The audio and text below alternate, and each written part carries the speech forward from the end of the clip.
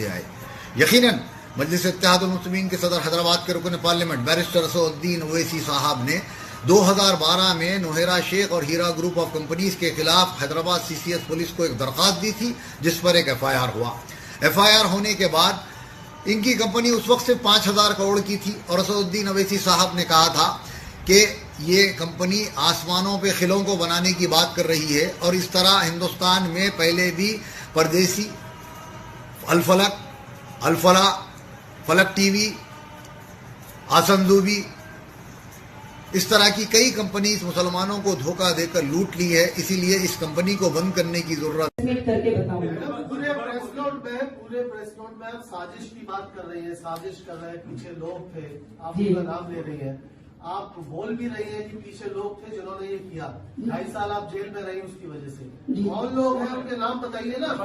आप पूरी बात वो कर रही है साजिश पे, आप कह रहे हैं हाईकोर्ट में बताया, आप प्रेस मीट बुलाया आपने, आप बताइए कि कौन लोग हैं जो जिनको आप कहती है कि जो पीछे साजिश में आपके पीछे है। जी देखिए कि साजिश में तो मेरे पीछे 2012 में असदुद्दीन ओवैसी साहब ने कंप्लेंट करवाया था और वो कंप्लेंट फेक निकला और उसके बाद मुझे अलग अलग एजेंसियों पर उनके ही लेटर से मुझे अटेंड करना पड़ा और आज भी जो लोग FIR करेंगे टोटल उनसे कनेक्टेड है।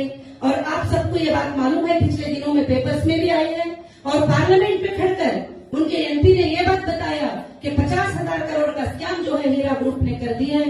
जब एविडेंसेस मांगते हैं तो 50 लाख भी उनके पास नहीं है, 50 रुपये भी नहीं है। फ्रॉड किसको कहते हैं? जो अमाउंट इलीगल हो, जो अमाउंट अनट्रेसेबल हो, जो अमाउंट का मैं हिसाब ना दे सके, वो फ्रॉड होता है। ऐसा अमाउंट तो 50 रुपये भी नहीं मिल सका।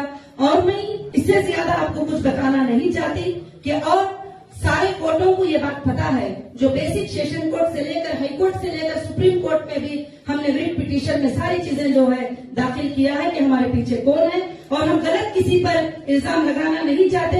लीगल तरीके से जो हमारे सामने आकर हमको डैमेज करेंगी और हमने कोर्ट को उनको लीगल तरीके से सबमिट किया।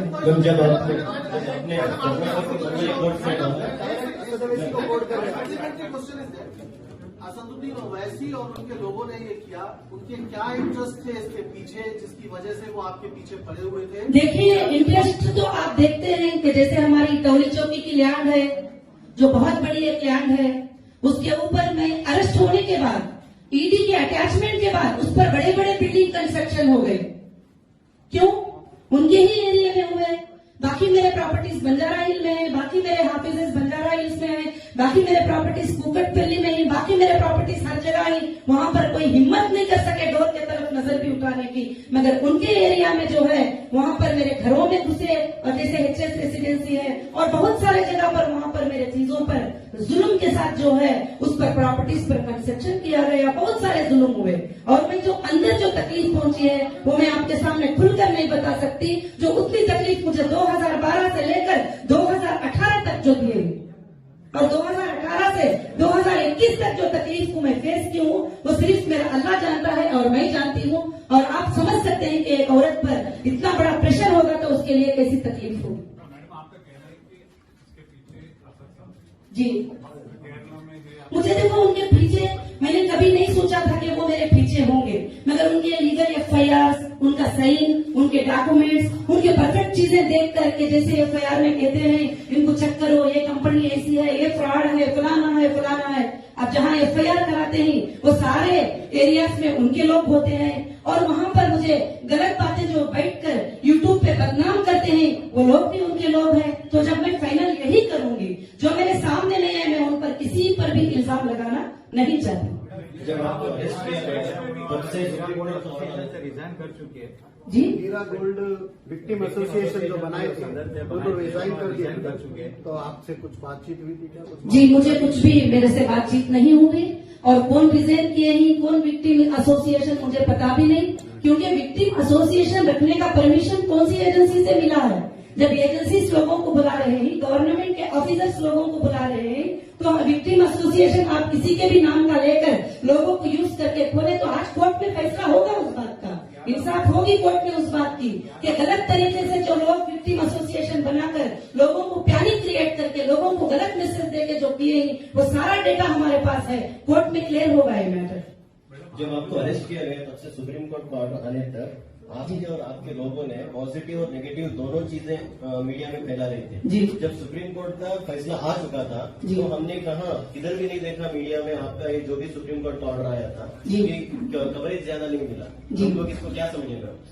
मैं तो उसके बारे में कुछ नहीं समझती, क्योंकि वो मीडिया की मर्जी होती है, जब चाहे जो चाहे वो छापे। और सुप्रीम कोर्ट का जब पॉजिटिव रिजल्ट आया, हाई कोर्ट का रिजल्ट भी आया, वो भी मैंने कहीं भी नहीं देखा। और इंशाअल्लाह मैं उम्मीद करती हूँ कि आगे जाकर ये सब अच्छे रिजल्ट हम देखेंगे। और दूसरी बात, जो गिन चुनकर जो 29 लोग थे जो FIR किए हुए थे टोटल कंट्री के अंदर, और इल्जाम लगाया जा रहा था 1,72,000 इन्वेस्टर, 5,600 करोड़, ये कहां से फिगर लिया? मेरे इनकम टैक्स की IT रिटर्न फाइल से 2-3 इयर्स का फिगर लेकर उन्होंने स्कैम बना दिया। जो इनकम टैक्स में लीगल सबमिट किया हुआ है मैंने टोटल चीजें, उसको फिगर जो है स्कैम बताकर हर पेपर में, मैं हर अखबार में ये बात देख रही थी। मैं चाहती हूँ कि फैक्ट को एक बार चेक करें, सच्चाई को एक बार चेक करें, क्योंकि ये ऐसा नहीं था जो बता रहे थे और फैक्ट को हाइड करना चाहते थे, सच्चाई को छुपाना चाहते थे। मगर ऊपर वाले का एहसान हुआ कि मुझे वापस मौका दिया कि मैं सच्चाई को आपके सामने बयान करूं। अब जब आप प्रेस कॉन्फ्रेंस स्टार्ट करें, आपने कहा कि एक्सट्रैक्शन और ब्लैकमेल कर रहे थे, हम पैसे नहीं दे तो जी। हमको तकलीफ दे। देखिए, पिछले दिनों में काफी हमें टेक्निक कॉल्स आए थे। मैंने आपकी बात नहीं जी जब आप नहीं, मैं आने के बाद में मैं किसी का कॉल भी रिसीव नहीं किया, मैंने किसी से। जी आप अरेस्ट होने के पहले जी आप प्रेस कॉन्फ्रेंस अभी स्टार्ट किए थे, आपने कहा था कि आपको बहुत सारे ब्लैकमेलिंग एक्सटॉर्शन जी बहुत सारे डिमांड कर रहे थे। कौन थे वो? जो FIR कराए थे वही थे, जो 2012 से मुझे सता रहे थे उनकी ही ईमेल्स थे। और जो है जो भी ग्रुप था वो ओवैसी साहब की तरफ से ही वो ग्रुप था जो मुझे सता रहा था। और हमेशा ट्रेडिंग कॉल्स करते थे, हमें बिजनेस करने नहीं देते थे। हमारे शोरूमों में जाने के वक्त में वहां पर कुछ इस तरीके के लोग आके खड़े हो जाते थे जो हमेशा परेशान करते थे हमारे लेडीज को, हमारे स्टाफ को। हमने कंप्लेंट भी किया बंजारा हिल पुलिस स्टेशन में, हमने कंप्लेंट भी किया हिमायत नगर पुलिस स्टेशन में, हमने कंप्लेंट किया, मगर वो कंप्लेंट पे कोई भी असर नहीं होता। 10 डेज में उनको क्लियर शीट मिल जाती है, ना इन्वेस्टिगेशन होता, ना उनको अरेस्ट किया जाता। तो फिर हमने छोड़ दिए और कोर्ट को जो है परफेक्टली कोर्ट में जो है वो चीज क्लियर करना शुरू किए। और जो जो हमें आए हैं वो ऑडियो के साथ और हम लोग प्रूफ के साथ, कॉलिंग रिकॉर्डिंग के साथ हमने कोर्ट्स में सबमिट किया है। कितना पैसे पूछे थे? कितना पैसे पूछे? ब्लैकमेल कर रहे थे, एक्सटॉर्शन की बात कर रहे हैं, कितने पैसे पूछे? देखिए, कितने पैसे करके बोले नहीं, कभी 20 करोड़ डिमांड किए, कभी 50 करोड़ में डिमांड किए, कभी बोले ये लैंड हमारे को दे दो, और कभी बोले ये मीटिंग कर लो। बहुत सारी चीजें हैं जो मैंने सबमिट किया है कोर्ट में टोटल। कैसा चालू हुआ? What exactly is the problem? मुझे नहीं पता कि वो कैसे स्टार्ट हुआ। एकदम अचानक 2012 में मुझे CCS ने बुलाया और कहा कि ओवैसी साहब ने डायरेक्टली आपके ऊपर FIR किया है, कोई और नहीं, डायरेक्टली FIR किया है। तो मैंने कहा कि वो तो हमारे इन्वेस्टर नहीं है और उनको मैं कुछ देना लेना भी नहीं है और उनका कुछ भी नहीं है, तो क्यों FIR किया है मुझे तो नहीं पता। उसके बाद उन्होंने एक इन्वेस्टिगेशन किया और करने के बाद क्लियर शीट जो है उन्होंने कोर्ट को सबमिट किया CCS ने। मैंने बोला कर लो इन्वेस्टिगेशन, मुझे कुछ भी बात नहीं है। तो उस वक्त में मुझे एंटीसिपेटरी बेल लेना पड़ा और मैंने एंटीसिपेटरी बेल सेशन कोर्ट से ली। और जब से जो है आज तक भी ये मसला कहीं ना कहीं उठता आता है, मगर मैं कभी भी गलत कमिटमेंट करने वाले नहीं हूँ और कभी भी सेटलमेंटों के लिए कबूल करने वाली नहीं हूँ। मैं इंशाल्लाह लीगल फाइट करने वाली हूँ। मैं लीगल फाइट करके कोर्ट से मैं इंसाफ लेते रहूंगी। Police station every Monday? जी बिल्कुल, एवरी मंडे मैं कुकटपल्ली पुलिस स्टेशन जा रही हूँ और मैं साइन कर रही हूँ। मैम आपको इंटरनेशनल वुमेन्स का अवार्ड मिला है। देखिए, अभी मैं कंपनी की मीटिंग रखी हूँ तो इसमें आप जो भी हमारे कंपनी के ताल्लुक से है उसके सवाल कर सकते हैं। अभी मैंने क्लियर कर दिया है मैटर भी, आपके ज्यादा क्वेश्चन करने से, मगर जो है आप उसमें पूछ सकते हैं। जी देखिए, मैं नाम वगैरह सब पर्टिकुलर नहीं बात कर सकती हूँ। अभी जो है आप कोर्ट में उसका एक प्रिंट आउट लेंगे तो मैं कोर्ट में सारी चीजें सबमिट की हूँ। Excuse me, ma'am. Ji Just now you said that you are going to Kukatpally, but Supreme Court has given unconditional bail. जी बिल्कुल, जो है उसके पहले जो है मैं वीकली जो जाकर साइन कर रही थी उस पर मैं बात किया, जो कंडीशन सुप्रीम कोर्ट ने मुझे दिया था इससे पहले वाले ऑर्डर में। अभी इस बार के ऑर्डर का मैं नहीं कर रही हूँ बात। आपने जो बताया कि ये एक्सटॉर्शन के कॉल और ये सारी चीजें आई और वैसी और उनके उनके किया आपको, इसके पीछे क्या एक्सटॉर्शन ही ओनली मोटिव है या कोई पॉलिटिकल मोटिव भी था? पॉलिटिकल मोटिव भी है, क्योंकि उनको कभी कभी ऐसा वो इनसिक्योर फील करते हैं कि एक मुस्लिम महिला इतने आगे कैसे बढ़ सकती है, एक मुस्लिम महिला बिजनेस में इतना आगे कैसे जा सकती है, एक बुर्का पहनकर एक औरत ऐसे कैसे आगे बढ़ सकती है, जबकि कुछ लोगों की सोच ऐसी है कि औरत आगे नहीं आ सकती, औरत स्टेज पे नहीं आ सकती, औरत अपना काम नहीं कर सकती, सिर्फ मर्द ही काम कर सकते हैं। तो ऐसे लोगों को तकलीफ हुई। मगर आज भी देश में मेरे काफी भाइयां मेरे साथ हैं जो एक बहन की इज्जत करने वाले, एक माँ की इज्जत करने वाले, एक बेटी की इज्जत करने वाले, उन भाइयों के सपोर्ट से, उन बहनों के सपोर्ट से मैं काफी आगे अल्हम्दुलिल्लाह बढ़ सकती हूँ। कॉन्फ्रेंस से भी आप कुछ प्लान कर रही थी क्या? Madam, will you revive your party, political party? जी, पॉलिटिकल पार्टी रिवाइव करेंगे आप? अभी मैंने पॉलिटिकल पार्टी के बारे में, अभी कोई इलेक्शन सामने नहीं है तो मैंने कुछ डिसीजन नहीं लिया है। जब इलेक्शन आएगा मैं डिसीजन लूंगी। मैम, क्या ये हैदराबाद कॉन्स्टिट्यूंसी से जो हैदराबाद लोकसभा सीट है उसमें आप कुछ प्रयास कर रही थी क्या इस तरह से? जी चुनाव लड़ रहा है, इस जी, वजह और से मैं इलेक्शन कमीशन से जो है टोटल लोकसभा सीट के लिए, असेंबली सीट के लिए अप्रूवल ले चुकी थी तेलंगाना के लिए।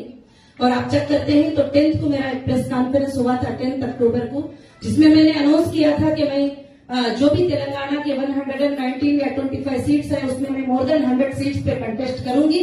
और मैं 10th को अनाउंस करती हूँ और 14th को अरेस्ट होती हूँ। बस यही बात है। सुप्रीम कोर्ट ने जिस वजह से आपको छोड़ा है, Excuse me, ma'am. किसी को आपने अभी तक छोटे जब से अब तक किसी एक विक्टिम को या जो है आपके इन्वेस्टर को नहीं, सुप्रीम कोर्ट ने मुझे जिन जिन को पेमेंट किया है आपने? यस, और मैंने जो है सुप्रीम कोर्ट ने जिन जिन को डीडीज जमा करने का हुक्म मुझे दिया है, मैंने सबको डीडीज जमा किया है। सुप्रीम कोर्ट ने जो एजेंसियों को डीडीज डिपॉजिट करने का कहा है, मैंने डीडीज डिपॉजिट किया है। और सुप्रीम कोर्ट ने जो कंडीशन दिया था, मैंने 100% कंप्लीट करके फिर सुप्रीम कोर्ट के सामने पेश हुई थी। कितने विक्टिम्स को जो है पैसा दिया है आपने? कितने करके नहीं, जो कोर्ट में जो एफआईआर था, जो अमाउंट था, उस अमाउंट को हमने टोटली डीडीज जमा किए हैं। 29 एफआईआर पे क्या अमाउंट था वो हमने जमा किए हैं। अभी आपको कुछ सिक्योरिटी थ्रेट है क्या? देखिए, मैं सिक्योरिटी थ्रेट के बारे में तो नहीं बता सकती, मगर हालात जो है वो सब आप समझ सकते हैं अच्छे तरीके से। और ऐसा थ्रेट भी है तो कोर्ट है, कोर्ट को हम अप्रोच हो जाए। टोटल 29 एफआईआर इंडिया के अंदर थे, केरला, महाराष्ट्र और तिरुपति आंध्र प्रदेश और तेलंगाना और जो है कर्नाटका, इतने जगह पर टोटल 29 एफआईआर थे। अगर वो 29 लोगों की प्रोफाइल चेक कर लेंगे वो कौन है तो बिल्कुल मैटर एकदम क्लियर समझ में आ जाएगा। कोर्ट्स को ये समझ में आ चुका है। प्रश्न ये हीरा ग्रुप के बारे में है, तो हीरा ग्रुप के बारे में आप थोड़ा ज्यादा बताएंगे तो अच्छा रहेगा इन्वेस्टर्स के लिए। जी, आप जी प्रेस मीट आप हीरा ग्रुप के बारे में जो है अभी हमारे बस भाई, हीरा ग्रुप के बारे में तो पहले मैंने आप पूरी प्रेस मीट वही किया है। और मैं अभी भी ये मेरे लोगों को ये भी मैसेज देना चाहूंगी कि हीरा ग्रुप मोर देन 100 टाइम जो है ज्यादा आगे बढ़ेगी और मुझे वो कॉन्फिडेंस है। और हीरा ग्रुप ने कभी कोई ना गलत किया है, ना स्कैम किया है, ना किसी को इसमें नुकसान होगा। और जरूर हीरा ग्रुप के जो लोग हैं उनके लिए जो है फायदा ही फायदा रहेगा। और आइंदा हीरा ग्रुप के जो मार्ट्स वगैरह ही रमजान से पहले इंशाल्लाह खुल जाएंगे। मैं यही उनको खुशखबरी देना चाहती हूँ। इंडिया के अलावा दूसरे कंट्रीज में भी आप कंपनी बिजनेस करी है आपकी? जी। पाकिस्तान में भी आपने बिजनेस किया? नहीं फिर पाकिस्तान के एक मौलाना आपके फेवर में बात करेंगे? जी, मुझे नहीं मालूम कौन फेवर में बात करे कौन नहीं। पूरे वर्ल्ड में जब यूट्यूब में वीडियो जाता है तो पूरे वर्ल्ड में जाता है, कौन वर्ल्ड से कहां से क्यों बात करती वो मुझे नहीं पता। बस जी, पैसे कब वापस देना चालू करें? अभी हमारा डेटा सेंटर जब स्टार्ट हो जाएगा, सीसीएस को 2 वीक्स का टाइम सुप्रीम कोर्ट ने दिया है। 1 वीक इज कम्प्लीटेड और अदर 1 वीक्स उनके पास टाइम है। उस वक्त तक मेरा डेटा सेंटर ऑन हो जाएगा। मुझे लोगों को आईबीजी नंबर मिलेंगे, प्रॉपर उनका डेटा चेक करके मैं उनको पेमेंट देना स्टार्ट कर दूंगी। Ma'am, if all your investors want their money to be returned, how much time do you need to pay back all your investors? वो मेरे इन्वेस्टर पर और मेरे पर डिपेंड होगा। जब मैं उनको बिठाकर बात करूंगी, कोई मुझे साल का टाइम दे सकता है, कोई महीने का दे सकता है, कोई 1 दिन का, तो वो उस पर डिपेंड होगा। मैं क्लियरिफिकेशन नहीं दे सकती। अगर कोई टाइम नहीं दिया बताया सबको। था कि आपका जो पेमेंट देना है वो बहुत कम है जी। और आपके एसेट्स बहुत ज्यादा है, जी। तो फिर आप क्यों टाइम लेना चाह रहे हैं? आप मैं टाइम क्यों लूंगी? आपको आप पूछ रहे हैं, मुझे टाइम लेने की जरूरत नहीं, ना मेरे कस्टमर मुझे डिमांड करेंगे, क्योंकि जो 20 साल से, 1 मिनट प्लीज, जो 20 साल से 25 साल से मेरे साथ ही, उन्होंने 1 रुपये का 10 रुपये कंपनी से फायदा उठा चुके हैं। ऐसे लोग मेरे सामने आकर नजर भी नहीं मिलाएंगे कि मैंने उनको चीट किया है। और हीरा ग्रुप का एक भी मेंबर मेरे सामने नजर मिला के बोल नहीं सकता कि मैंने उनको चीट किया है। कभी ये नहीं बोल सकते, क्योंकि प्रॉपरली एक अग्रीमेंट के साथ वो इन्वॉल्व हुए हैं और उसमें उन्होंने साइन किया है कि प्रॉफिट और लॉस में भी हम हिस्सेदार हैं। ऐसा नहीं कि मैंने कहीं उनको बहकाया है, जैसे लिखा था 30% ज्यादा दूंगी, 40%, ऐसा नहीं। अग्रीमेंट आप एक बार पढ़ लीजिए कि अग्रीमेंट में है कि प्रॉफिट और लॉस में भी वो हिस्सेदार है। तो कंपनी का टाइमिंग भी डिले होगा, तो समझदार इन्वेस्टर भी है कि वो समझ सकते हैं। इंशाल्लाह मैं उनको क्लियर कर सकती हूँ। मैडम, आप जो ये कंपनी बंद रख के जो लॉस बताएंगे तो उनको भी इसमें शामिल करेंगे? देखिए, मैं एक्सट्रॉशन के बारे में बहुत सारी चीजें आपको क्लियर कर चुकी हूँ। अभी कुछ कंपनी की बात है तो 1-2-3 सवाल करके आप कुछ कॉम्प्लेंट्स करने वाले हैं उनके ऊपर जो एक्स्ट्रा कंप्लेंट ऑलरेडी कर दिया है सुप्रीम कोर्ट में, हाई कोर्ट में, सेशन कोर्ट में। कंप्लेंट करने का कुछ बाकी नहीं है, हम सब कुछ कर दिया है जो करना है। टोली चौकी जो प्रॉपर्टी के ऊपर कब्जा करेगा जी टोली चौकी में आप जो प्रॉपर्टी कब्जा हो गया, देखिए, अभी तक मुझे जो आरोप ब्रांच के जो चोरियों का इल्जाम लगा रहे हैं आप, क्या उसके ताल्लुक से हीरा गोल्ड की तरफ से कुछ एफआईआर हुए? देखिए, हीरा ग्रुप की तरफ से अब एफआईआर क्यों होंगे? हीरा ग्रुप जो भी रिटर्न सबमिट करना है रिपोर्ट, वो सुप्रीम कोर्ट को करेगी। अब सुप्रीम कोर्ट स्टेप लेगी उसके बारे में। उसके लिए अलग अलग से अब जाकर कंट्रीज में अलग अलग जगह पर करने की जरूरत नहीं है। अब हमारा टोटल मैटर सुप्रीम कोर्ट में है, तो हम हर रिपोर्ट सुप्रीम कोर्ट को देते रहेंगे। मैडम, टोली चौकी लैंड के बारे में कुछ बोल सकते हैं? आप जमीन आपका है जी। बनाने वाले कोई और है, तो आप देखिए, मुझे वही हैरान हुआ, मैंने जब गाड़ी लेकर गई थी 2 दिन पहले, 3 दिन पहले, ये चीज को देखकर मुझे इतना हैरान हुआ कि जब बना बगैर परमिशन के कोई एक छोटा सा घर बनाता है तो उसको आगे ऑफिसर तोड़ के फोड़ के जो है गली में डाल देते हैं। मगर जब हमारी लैंडों पर 774 के बिल्डिंग बन जाते हैं तो वहां पर कोई क्या नजर नहीं मारा, क्या वहीं पर चलकर नहीं देखा? तो साफ नजर आता है कि इसके पीछे किसका हैड है, कौन है ये सब कराने वाले। तो ये बिल्कुल से साफ बात है। वैल्यू ऑफ द लैंड कितने एकड़ के land, value of the land है, हाउ मच? नहीं, वैल्यू तो अभी मैं नहीं बता सकती उसकी, कि बहुत कीमत है। जो हम खरीदे थे तो कम थी, अभी बहुत ज्यादा कीमत की लैंड है वो। More than 1 lakh square yard से ज्यादा जमीन है वहां पर जी। और ये बात भी मैं आपको बताऊं, आप शॉक हो जाएंगे कि ईडी ने उसको अटैचमेंट किया है। ईडी ने किसके नाम से है, किस कंपनी के नाम से है, ईडी के फाइल में मेंशन है। जब ईडी अपने हाथ में लेने के बाद बिल्डिंग बना सकते हैं, तो सोचिए, मुझे अंदर डालने के बाद ये सब आ गए अटैचमेंट, तो फिर मेरी प्रॉपर्टी की हिफाजत क्यों नहीं हुई? और ऑफिसर्स के गवर्नमेंट के अटैचमेंट के बाद बनाना, तो ये तो कितनी बड़ी हिम्मत की बात है।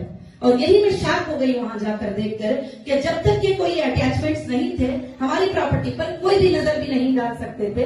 मुझे जेल में रखकर और मुझे अंदर रखकर जो है हमारे प्रॉपर्टियों पर बना रहे थे, वो भी ईडी के अटैचमेंट के बाद। ईडी जिस दिन अटैचमेंट की है, टोटली प्रॉपर्टी हीरा रिटेल हैदराबाद प्राइवेट लिमिटेड के नाम से, हीरा गोल्ड एक्सिम लिमिटेड के नाम से वो प्रॉपर्टीज हैं और उसके ऊपर बनाया जा रहा है कंस्ट्रक्शन, तो ईडी के अटैचमेंट के बाद बनाया जा रहा है।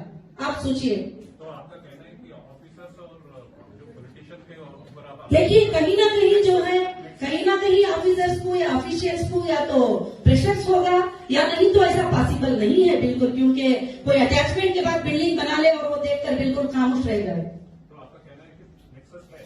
बिल्कुल, हमने सबमिट कर दिया है, ये भी रिपोर्ट हमने सबमिट किया है, टोटली एवरीथिंग हमने कोर्ट को सबमिट किया है। अब कोर्ट इंसाफ करेगी हमारे लिए। आपको अभी आपकी प्रॉपर्टीज बेचने के लिए हक है या?